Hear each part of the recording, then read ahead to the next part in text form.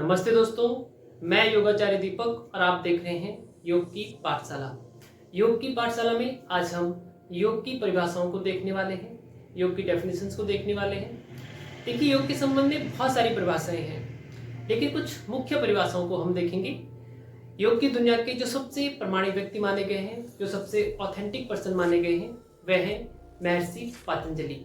महर्षि पतंजलि का एक दर्शन है जिसका नाम है योग दर्शन या योग सूत्र। इस दर्शन के 4 चैप्टर हैं जिन्हें हम पाद कहते हैं। इन 4 चैप्टर्स का नाम है समाधिपाद, साधनपाद, विभूतिपाद और कैवल्यपाद। महर्षि पतंजलि के योग सूत्र के पहले पाद यानी समाधिपाद के दूसरे सूत्र में महर्षि पतंजलि योग को डिफाइन करते हुए कहते हैं, योग की परिभाषा देते हुए कहते हैं कि योगः चित्त वृत्ति निरोध। कि जो योग है ये चित्त की वृत्तियों का निरोध है। यहाँ पर योग शब्द से मतलब है समाधि, चित्त का अर्थ चेतना से है, कॉन्शियसनेस से है, जबकि वृत्ति का अर्थ मन की तरंगों से है, मन की वेव से है, फ्लक्चुएशंस ऑफ माइंड है। हमारे चित्त में जो कुछ भी चलता है, जैसे हमारा ज्ञान है, हमारी कल्पना है, हमारी यादें हैं, निद्रा है, स्मृति है, ये सब चीज मन की तरंगे हैं। इन मन की तरंगों का, इन फ्लक्चुएशंस ऑफ माइंड का समाप्त हो जाना, शांत हो जाना ही योग है। यानी चित्त की वृत्तियों का निरोध योग है, मन की शांति योग है, मन की समाप्ति योग है। लेकिन इसके अगले सूत्र में महर्षि पतंजलि कहते हैं तदा दृष्टु स्वरूपे अवस्थाने, तदा दृष्टु स्वरूपे अवस्थाने, कि तब जब सब मन की सब वृत्तियां समाप्त हो जाती हैं, चित्त की वृत्तियां शांत हो जाती हैं, तब जो दृष्टा है, तब जो ऑब्जर्वर है, तब जो आत्मा है, वो अपने स्वरूप में, अपने आप में, अपनी बीइंग में स्थित हो जाता है। यही योग है। यानी महर्षि पतंजलि के हिसाब से चित्त की वृत्तियों के समाप्त हो जाने पर दृष्टा का, आत्मा का अपने आप में, अपने स्वरूप में स्थित हो जाना योग है। दृष्टा का अपने स्वरूप में स्थित हो जाना योग है। अब इसका स्क्रीनशॉट ले लीजिए।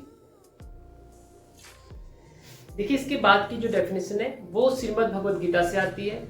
श्रीमद् भगवद गीता में श्री कृष्ण और अर्जुन का संवाद है। इसमें कुल 18 अध्याय हैं और 700 श्लोक हैं।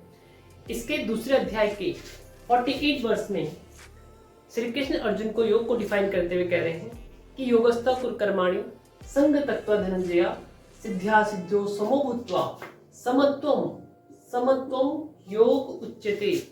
कि हे धनंजय, तू योग में स्थित होकर कर्म कर, योगस्था कुरकर्माणि, कि योग में स्थित होकर कर्म कर, संग का त्याग कर, सिद्धि असिद्धि को समझान, क्योंकि समता ही योग है।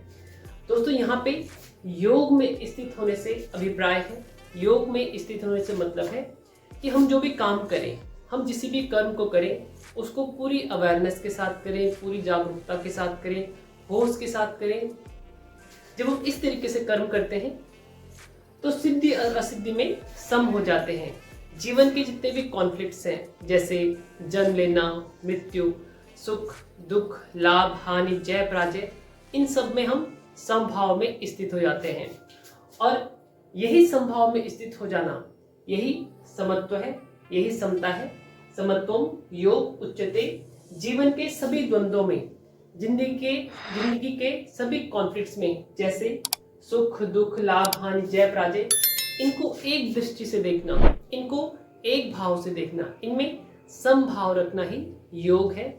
इसलिए भगवान श्री कृष्ण के हिसाब से योग की जो पहली डेफिनेशन है वह है समत्वम योग उच्यते, कि समता ही योग है, समभाव ही योग है। इसका स्क्रीनशॉट ले लीजिए। दोस्तों, इसी अध्याय के 50वें श्लोक में भगवान श्री कृष्ण अर्जुन से कहते हैं कि बुद्धि युक्तो जहाति ही उभय सुकृता दुष्कृते तस्मोदघाय युजस्वा योगः कर्मसु कौशलम।